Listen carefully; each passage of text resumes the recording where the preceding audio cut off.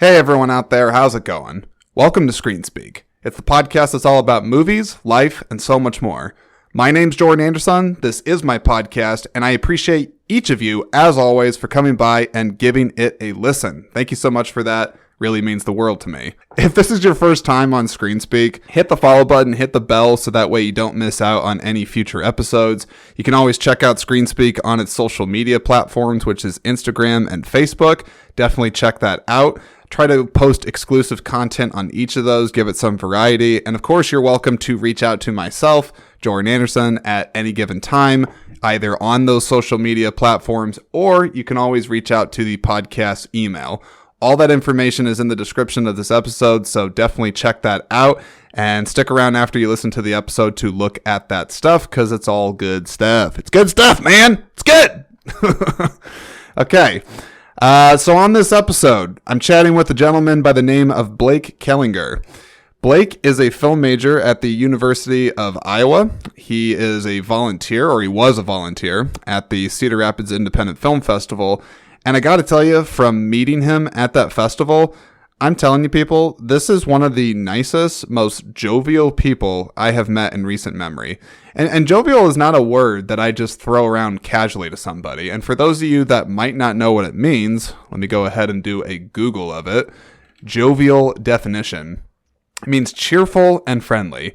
And I really think cheerful, friendly, and just positivity is what this guy exudes on a daily basis, it seems like. Because all throughout the festival, when he was working and interacting with the guests, the filmmakers, even myself, this guy just always had a smile on his face. And he was just so positive. His enthusiasm for movies and, frankly, life, I found to just be really infectious. And I was like, I got to get this guy on the podcast. I don't even care if he's a filmmaker, if he's just a fan of movies. Like, this is just the kind of person that I would like to have a conversation with, because sometimes I just like talking to people. It doesn't even have to be about movies and things like that. But of course we do that in this episode, but sometimes I just get attracted to people where I'm like, I just really want to sit down and have a chat with you because you are an interesting person. And I found Blake to be very interesting. And I also just think that positivity, again, that I'm mentioning from him, comes across so well in this episode. And I really, really enjoyed the conversation that we had. We talk about a lot of different things over the course of the episode. We talk about what we're eating for lunch, because we are eating during the episode, which isn't something typically that you do, but I was recording this during lunchtime, and I only had so much time to kind of get through it and do it. So I was like, whatever, I'm going to go ahead and eat. I believe I have a corn dog in the episode. So if any of you corn dog fans out there, you can listen to me chewing away, and that'll be pretty good, I guess.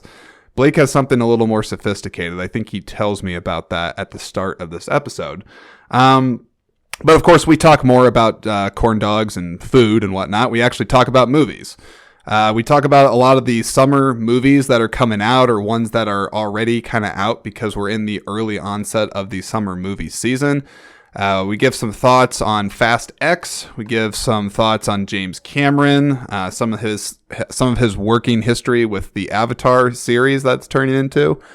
We talk about the WGA strike for a little bit, though I have a full episode coming out on that here in the near future. It's definitely a beefy episode, so stay on the lookout for that. But we do touch on that a little bit, as well as some other things, which I won't spoil because I want you to actually listen to the entirety of the conversation. So anyways, I don't really have anything else to say. I really appreciated talking with Blake. I hope he comes back. I hope he does well with all his endeavors that he's working on in life. I think he's doing some cool stuff, and I just really like this guy. So that's all I got to say. So sit back, enjoy yourself, enjoy your day. If you're listening to this while you're outside, because it's beautiful out right now. I'm looking out the window and it's fantastic. It's hard to actually be behind a desk, to tell you the truth, when I'm doing this, when it's so nice out.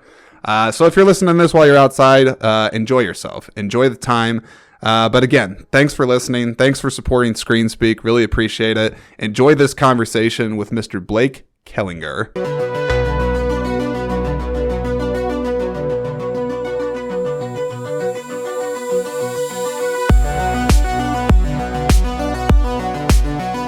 No time like the present. How are you?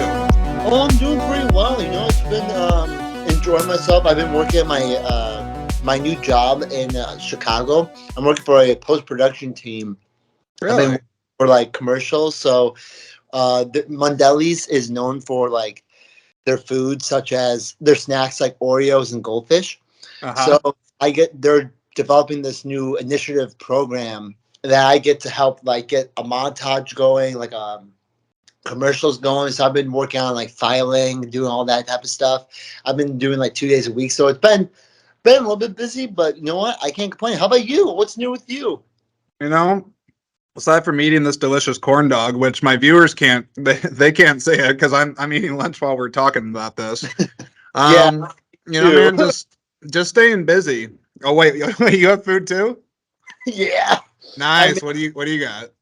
so I used my Kodiak pancake mix and I made it like a bun. And then I Uh-huh. put, so my dad gave me the rest of his tamale in there. But I like my egg white. So I did an egg white tamale bowl. And then I put it Nice. in two buns. So then I'm going to put hot sauce on it.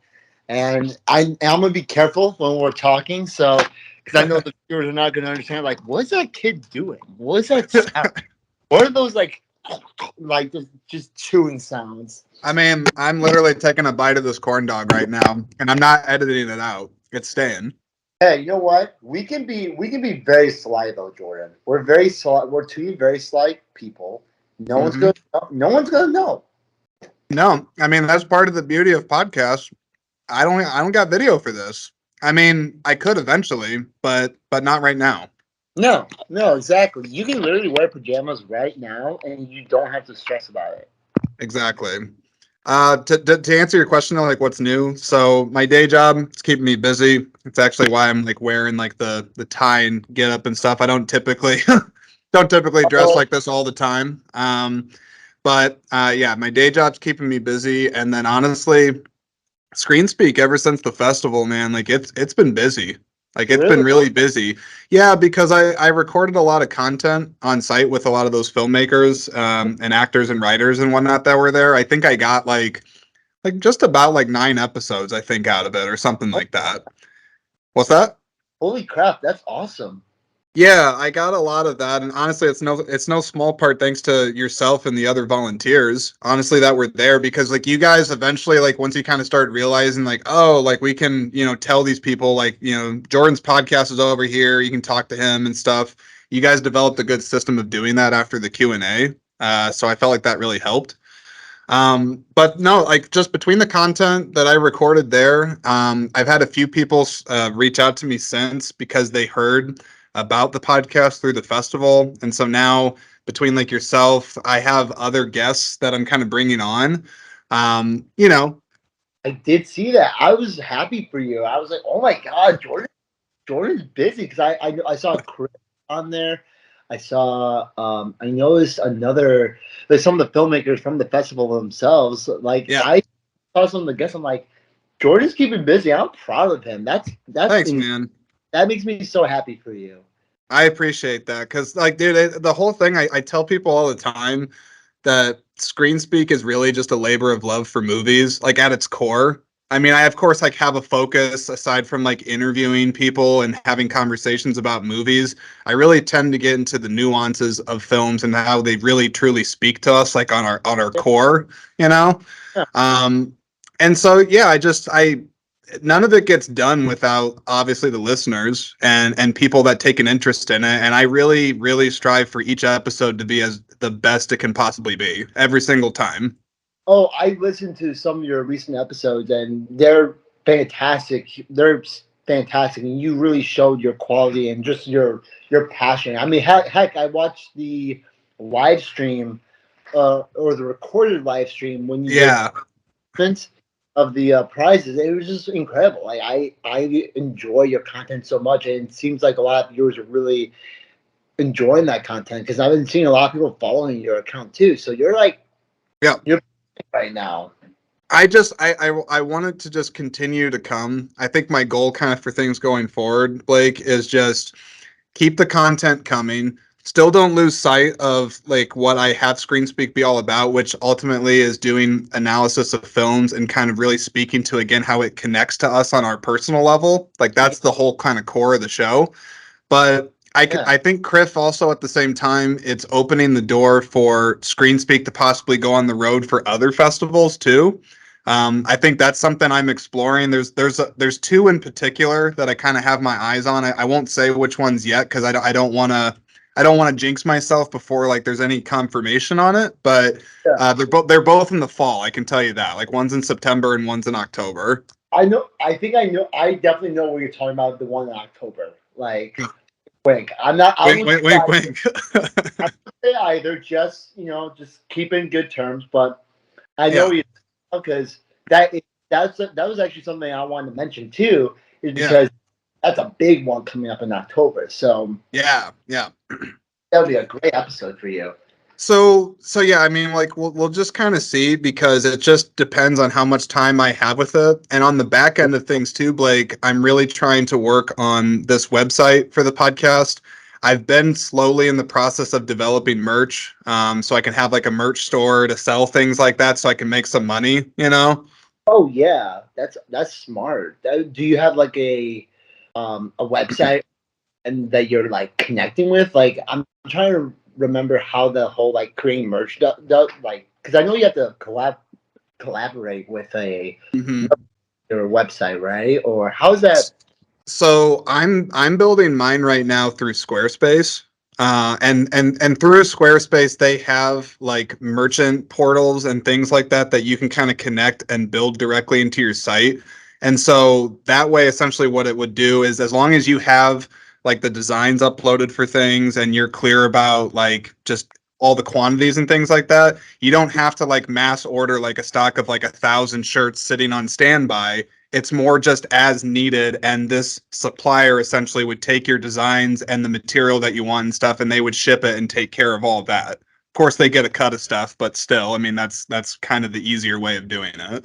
That's like the easier way to doing it, and especially like try and get merch going. Because I know some people in my school, like some teachers have their own merch going on, which I'm like, how do they come up with the financing? How do they do that? Because I know there's some other ways, but I was kind of I curious. mean, there's and I'm still learning some of those other ways too. It takes time for me to figure out not just the design of it, but it's like how do you price it, and then figure out how to communicate that to people and make it accessible for them. So between that, man, and it's just, guest bookings and recording stuff and kind of future planning and trying to just treat it really as a business, it's busy. It's busy, but in a good way. Jordan, I'm happy for you. You sound really busy, but like in the best way possible. Because you're kickstarting, the podcast, getting the merch done. Like you are, pushing really hard. Like it seems like this year is like your year of like, Oh God, hey, I hope so. you know what? You know what? This is a great year for movies and just a great year in general when it comes to like cinema. I mean, yes, we have a lot of things going on with like WGA and then Oh everything. yeah, So much going on. So I recorded an episode about that. really, Yeah, it was one of my buddies, his girlfriend, she's a writer full time, not directly related for like movies and entertainment, yeah. but she also does freelance work for NPR, the National Public Radio, and Oh, she really? does like artist reviews and bands and things like that. So I wanted to talk with her about it. So that's an episode I have coming out soon, and it's a beefy one. It's a long one because we get into the weeds on everything with that strike. So I would tell my listeners right now, look out for that episode because if you want to really understand the strike just from an easy perspective, like not overly complex, but just really kind of get to the nitty gritty of what it's about and where we stand on it, look out for that episode. It's going to be good. I will happily keep an eye and ear out for that because I have a lot of thoughts about the WGA and really everything going on. And There's a lot to it. yeah, oh yeah, there's like I think definitely the most active WGA event that I've seen so far because the one that I'm very familiar with was the 2007 WGA, Yeah. and because I did some history research because like 2009 was definitely not the year for movies It came with scripts because you got like X-Men Origins Wolverine, What are you Transformers. talking about? That movie's great. Okay, no, it is. Don't get me wrong, yes, it is. Like, you know what? They're movies that they're guilty pleasures of mine. I enjoy them, even though they're not great. They're so Yeah. entertaining.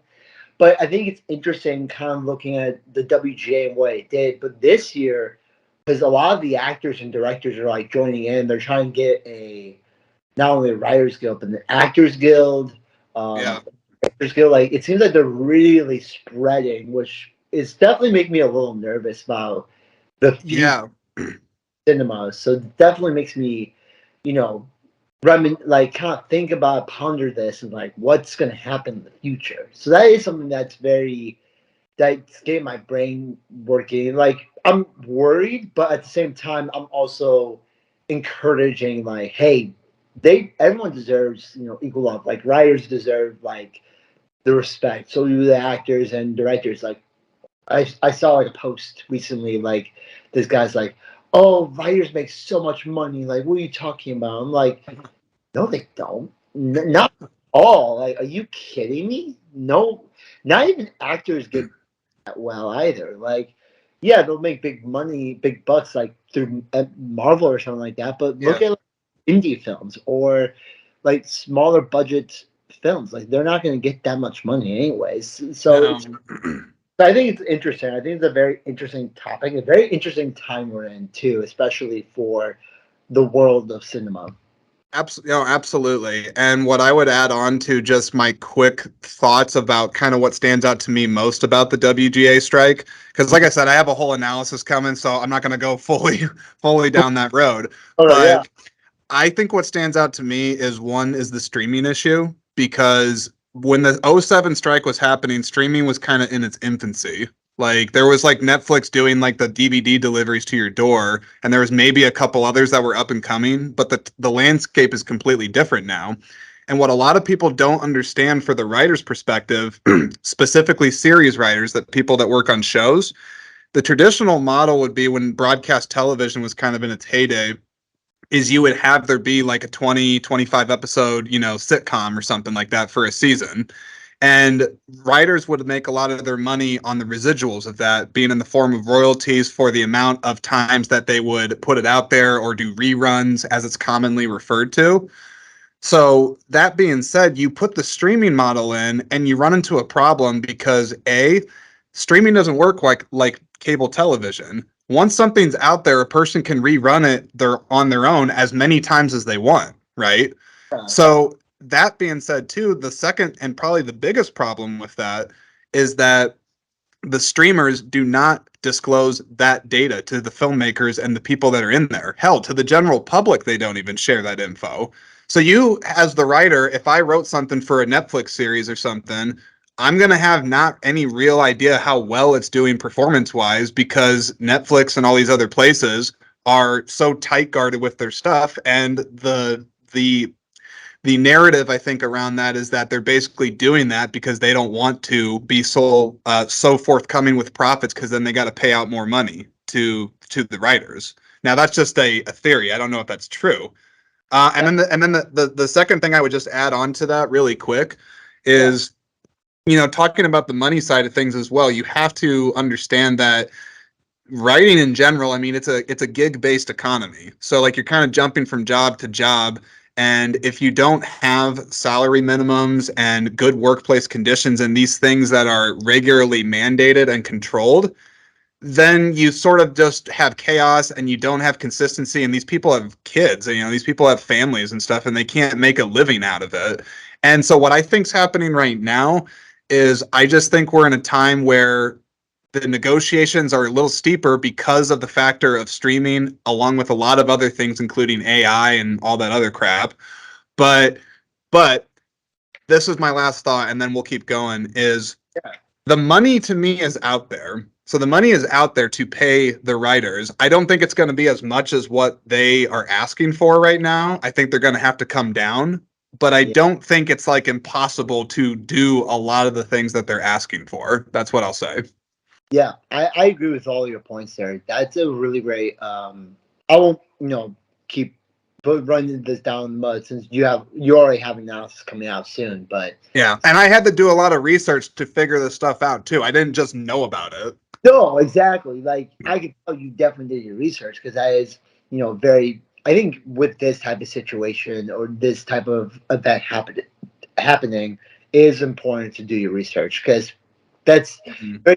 It always felt like the whole writing, like in the writing society and just really the Writers Guild, it's so like not janky, but very not as stable because with payments and everything, like I think that's a great point you made about the rerun. That's why writing for television for me is like I don't mind if I do that. Yeah, sure, I won't mind it, but I can't even imagine like the whole like money and just how that works. Like that just sounds so complicated. And with streaming, I think that's a great point you made about streaming because I genuinely didn't never thought of it like that. I'm like, oh okay, like Right. the okay, but I didn't even think about the actual production side, especially with payments. Like I Right. never do that. I think in general too, like regardless of the WGA or whatever the union is, entertainment industry, especially the importance of unions is actually, I think, a lot more so than other industries because of the general environment of work where you're kind of going from job to job. As I said, maybe you get a series or like a franchise and like you can keep working on that for years, but Yeah, it's not nearly as stable as other things. So you need there to be a general advice so that there are not unfair things happening to these people that give us all the entertainment that we love. yeah, absolutely. I feel like not just writers, but everyone that works, like the whole crew itself, cast and crew, deserve that love and shouldn't be shamed or paid or anything because Right.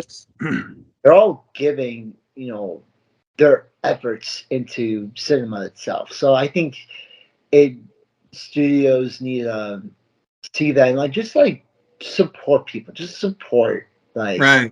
fellow fellow brothers and sisters in the cinema field because it's not an easy field. And I think No, deserve, no, it's not.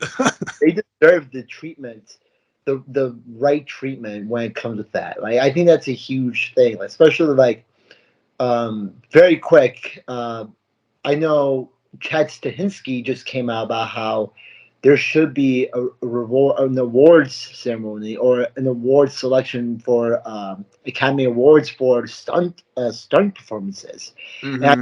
I'm like, you know, if other people say that, that would sound like a little like, oh, they're full of themselves. But that's actually a good, after seeing John Wick Chapter 4, it makes me think like these people are risking their lives for us to be entertained, and they don't really don't get a lot of acknowledgement, and b don't get as well as don't get paid as well as others. And honestly, something for me when I grew up, when I always thought like, oh, there's stunt people like taking place of the actors, like they're. Hmm.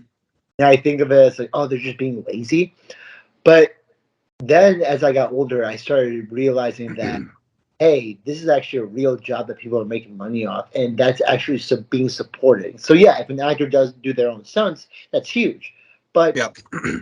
stunt stunt actors deserve the same love too, and that's something that made me appreciate Yeah. so, especially John Wick series.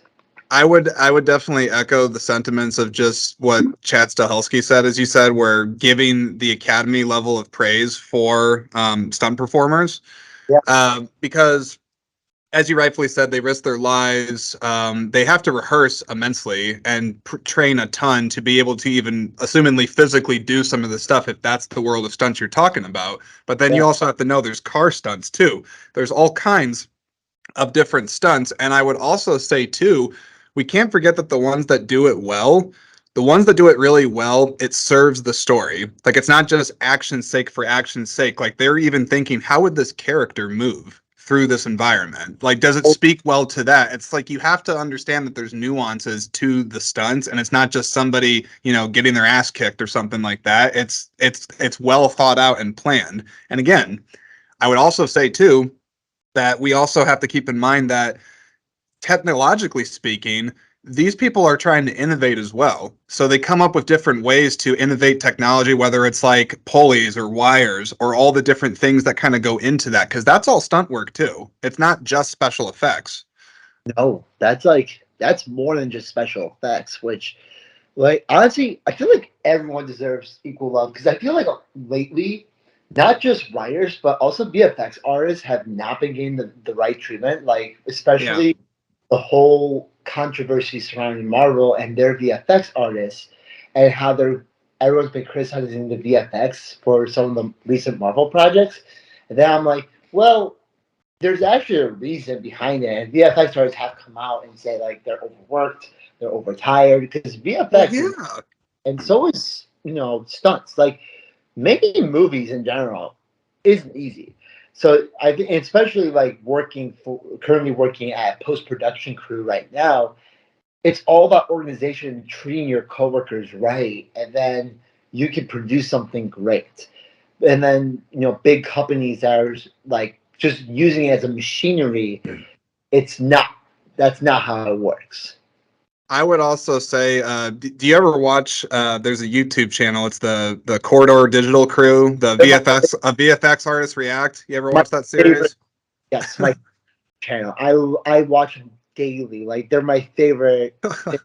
Well, one of the things I really like that they say on there, and I've noticed it be a common thread when they've had several different VFX artists from like Weta Digital or some of these big in-house names, and they'll maybe look at some movie that has what's considered to be crap special effects, and of course they'll have a laugh at it, and it's a good time, but then a lot of the time it's like, well, why wasn't it better, right? They ask, and the answer I feel like a lot of the time is just purely we ran out of time, Yeah. because it's not that it's like it's impossible to make it look better, but it's like every production has a set schedule, they have a set time, and eventually the deadline is the deadline, and you have to cut corners, and it is what it is sometimes. Yeah, and you know what? There is a company. Well, whenever I think about VFX artists, like, and then taking their time, I think James Cameron, despite sometimes he makes a lot of comments and statements. I'm like, it seems a little Mm. much sometimes. But one thing I will appreciate about this man is that he doesn't listen to the studio. He's like the movie's ready when it's ready. And it's not going to be like the whole Cyberpunk 2077 when they're like, it'll be ready when it's ready. And then they push it out and it was totally not ready. It was not fully prepared. But with Avatar, that movie was like, it was ready. It was like good to go. Mhm. Their time, they're like, let's perfect the visual effects before we do anything. And sure enough, the movie got Academy Award for Best Visual Effects. Yeah. Like, Don't easily. don't don't bet against James Cameron. I mean, I saw that sentiment being sent around there because, and I found it was funny when Avatar 2 got released, especially because I'm sure you saw over the years it had almost become kind of an internet joke or things to kind of just dump on Avatar. Just be like, oh, people don't care about it. People already forgot about the stupid blue people. Ugh. And I'm like, okay, well, guess what? That box office number is going to sure shut you up Yeah. because it looks like a lot of people came out to see it. $2.4 billion. Like, come on. Well, Yeah. close to 2.4 billion, but still, like, that's it's the third highest grossing movie of all time. Yeah. Like it's, yeah, like that. I'm absolutely a supporter of Cameron. I would agree, like anybody else. He's not perfect. No, Sometimes he can be like neurotic. He can say stupid things. Everybody's guilty of that. But I will always respect him as an artist and somebody that pushes people to succeed. And that might mean I mean, I could easily see that guy being an asshole to work with. I could see it. and But again, that like if I know the intention and I know where it's at, sometimes it's what it takes. It's what it takes. you know what, and that's something that I've learned so much is like separate the person from the artist. Because yeah, Yeah. I like the person. That's totally okay.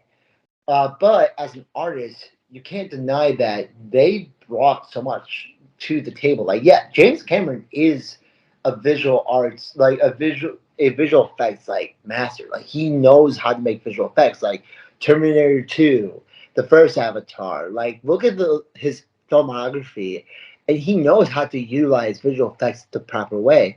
Like Stanley Kubrick is a great example of like someone that's very difficult to work with, but Yeah.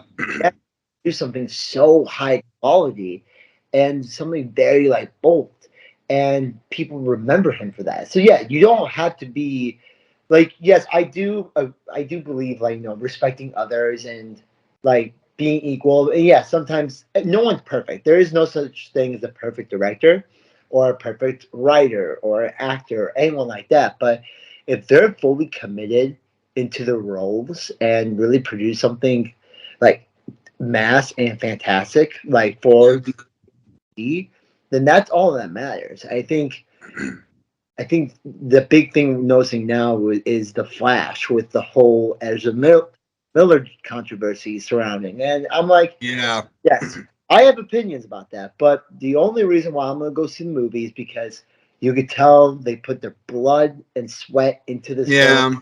real effects, like the acting. Like, I like the character a lot. I like what they're doing here. Like, I will support the movie when I see like there is something to be supported for, Sure.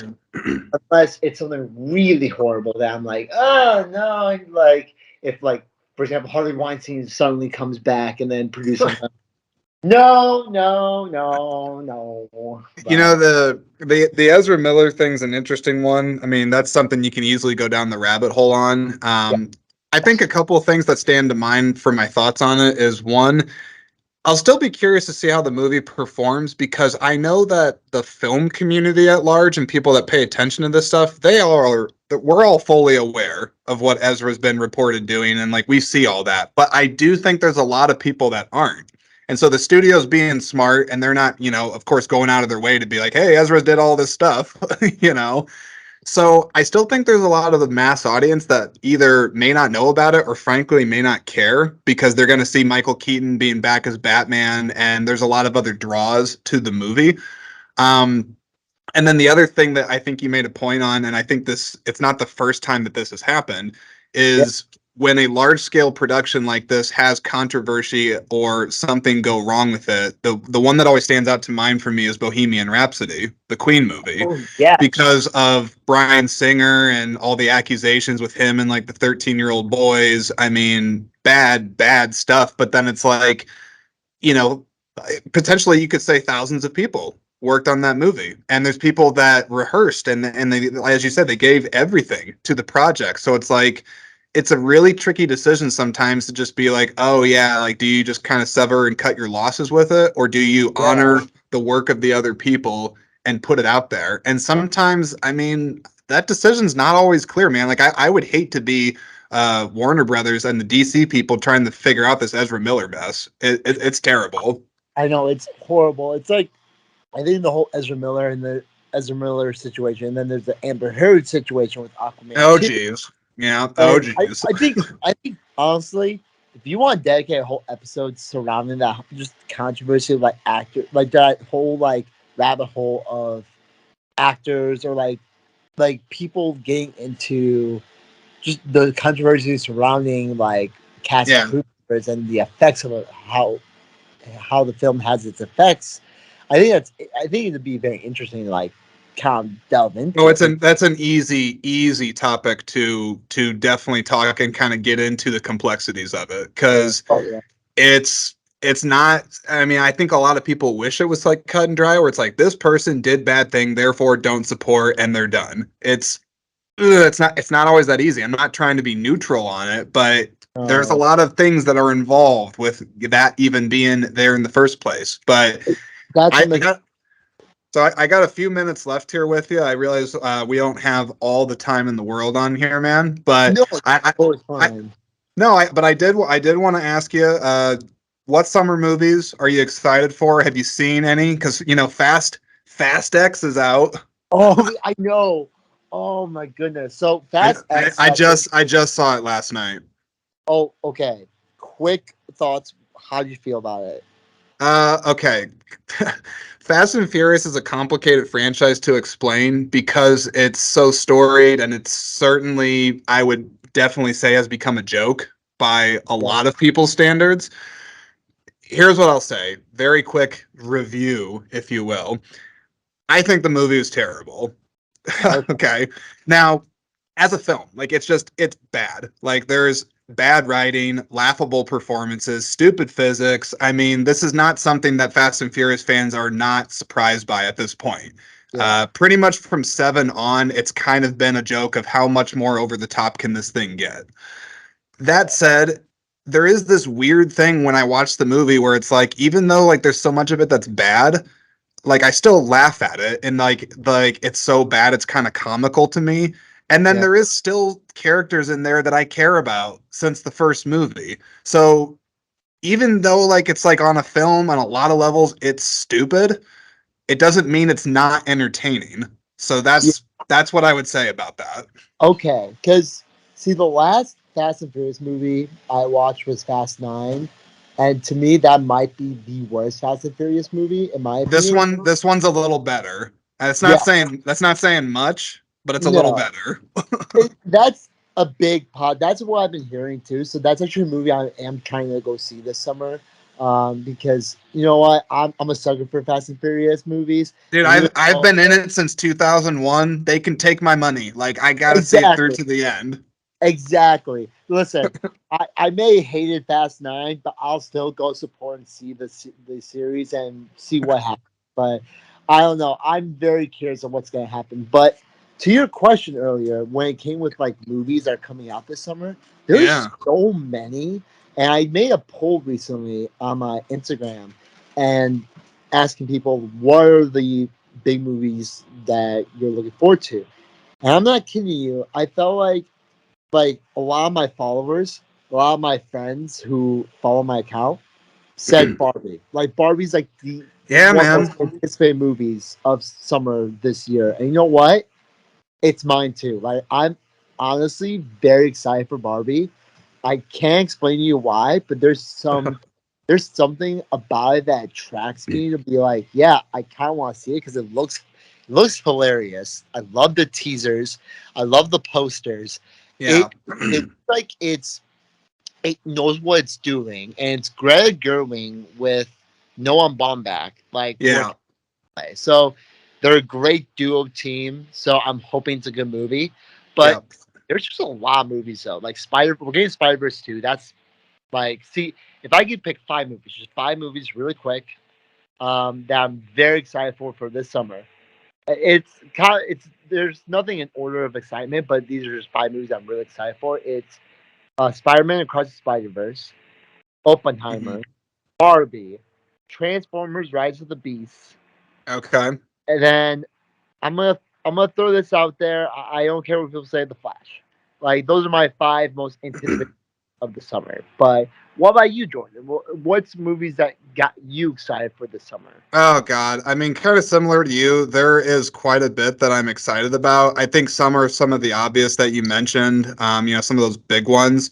I'm looking actually at a list right now, so I'm just going to kind of rapid fire the ones that got me going. Okay. Yeah, One, not at all a big movie, but I'm a stand-up comedy guy, and Bert Kreischer has a movie called The Machine coming out. yeah, I think it looks funny and completely stupid, so I want to see that. You yeah, mentioned Spider-Verse 2. Definitely got to agree with you on that. Oppenheimer for me might be one of my bigger ones, just because I'm a sucker for Christopher Nolan. yeah, Um, I'm looking at the list as well. I'll still see the Flash. I'm not like overly excited about it. I do want to see the new Indiana Jones movie, despite the bad press that's been getting at the Cannes Film Festival. I try to just still make up my own opinion. yeah. And then I guess yeah, the Barbie movie too. But I don't think it's really excitement for me for that one, as more so just I'm really curious about it because it's unconventional to say the least that they're taking Greta Gerwig and Noah Baumbach, who are historically indie filmmakers for sure. You know that they don't really tackle big studio IPs like this. So I'm very curious what they are allowed to do on the movie, I guess. And then there's one more I'm looking at on here. I'm seeing if it's on the list. I don't know if it is. I guess if I'm looking for a third one just off the cuff, Equalizer 3, but I don't know if that's actually summer or not. That might be later on in the year. Yeah, Um, it's September 1st. Would I still yeah, consider as summer? Because that's what a lot of people are saying. But I'm like, yeah. yeah, that counts. I feel like that would count, right? That one is pure, like just purely. I like seeing Denzel in movies. Yeah, I didn't think the second one was good at all, but I I'm just like, Denzel, like whatever. I like him. I'll see it. it looks better. It looks better to me. Like I feel like what they're doing with the third one looks more interesting than what the second Yeah, one did. But something that really quick too, like I'm on rapid fire as well. yeah, I've been hearing a lot of good things about the Little Mermaid, which honestly shocked me. That yeah, a lot. I think I'm more curious in seeing how that movie's going to turn out because I haven't seen a good Disney live action remake since The Jungle Book 2016. That to me is like all the other remakes have either been fine to be like, oh my god, this is terrible. But I will go see it just out of curiosity. I know I shouldn't, but I'll see it just to see it. Another movie. I'm glad you mentioned The Machine because I forgot that's yeah, coming out Friday, which I really want to see. But Teenage Mutant Ninja Turtles, Mutants yeah. Mayhem. That's actually something I'm excited for because it's the director who gave us Gravity Falls. Like he was one of the writers on that show, and I love Gravity Falls. And just the animation itself and like what they're doing with it looks so fascinating to me that got me excited. Yeah, And there was one more movie. Oh yeah, Indiana Jones. I yeah. don't care what the price is saying. It seems like Harrison Ford loved working on this film, and you know what? I'm excited to see what's going to happen. I don't think it's good. I don't think. Here's the thing about the fifth Indiana Jones movie. It's not going to. It'll definitely be better than the Kingdom of the Crystal Skull. I can guarantee you that. I feel like it will Yeah. be better. I don't think it'll compete with the first three films. Like those are like No. iconic and classic. It's hard to top that. But I'll still go support Indiana Jones because it still looks entertaining. And really quick too, because I know we're running out of time. DreamWorks is dropping a new animated movie called Ruby Gilman Teenage Kraken, and it's a new animated movie about this 16-year-old girl who's secretly a Kraken teenager. Yeah, it sounds silly, but they're making the mermaids the bad guys in the film, and Oh, and okay. and apparently the main villain looks like Ariel from The Little Mermaid. Huh. So for me, I'm like, I'm pretty excited for that because I'm like, okay, so DreamWorks is taking some shots at Disney, and I'm liking it. So I don't know, how good the movie's gonna be, but DreamWorks have been dropping bangers recently with the bad guys, Puss in Boots: The Last Wish. So I'm very curious what they're going to do with this one. And I forgot Elemental's coming out, but to Yeah. be honest with you, I'm losing. I'm kind of getting a little Pixar'd out. I'm sorry. Like I'm trying to get into Pixar again, but I don't know. Yeah, animated movies. Last thing I'll say, and then we got to wrap this up. Yeah, I'm always behind on animated movies, and I can admit in hindsight it's because I don't have any kids. yeah. Sometimes I kind of just get turned off from like overly kiddie material because I'm just like it's not I'm not the audience for that, and I guess I'm just like an old crusty asshole. Like I just don't like to to watch all these like kid movies. But I don't know. I mean, a lot of those I do want to see, and I do agree though that Pixar's heyday is behind them. Maybe they could return to form on that. You never know. And they've delivered so many good ones over the years that I don't like cry myself to sleep if a disappointing one comes out or even a mediocre one. It happens. But Blake, I got to wrap this up with you. I love talking with you. You are easily somebody I could spend a lot of time talking with, so I may have to have you back. And I also just want to add on this before we leave. You have such terrific energy just as a person. And I don't know if like people tell you that ever, but I wanted you to hear it from me and that like of all the volunteers and whatnot, like you were easily like a person where I'm like, this guy just like walks with like a sense of joy of life and everything like that. And I really hope that you don't lose that, man, because it's infectious. Thank Jordan. You have no idea how much that really meant to me, and for you saying that. Thank you so much for telling me that because that literally made my day. Thank you, Jordan. No, seriously, like it's great. What's the point of being crabby? Like that's what I was raised on. Like just be grateful with what you have and just enjoy the little things and just have fun. And I love talking movies. I'm a big movie guy. I'm so happy to be on and just talking to you about movies and everything going on. So, Jordan, thank you for having me. I would love to come back. Absolutely, man. You take care of yourself. Keep on the work. I want to hear more about that post-production stuff that you're doing because that sounds cool. And we'll definitely Yes. talk later, okay? I'll contact you. I'll contact you and tell you more about that. But thank you so much, Jordan. It's great to be on here. All right. Sounds good, buddy. We'll see ya. Yeah, see you later. Have a good one.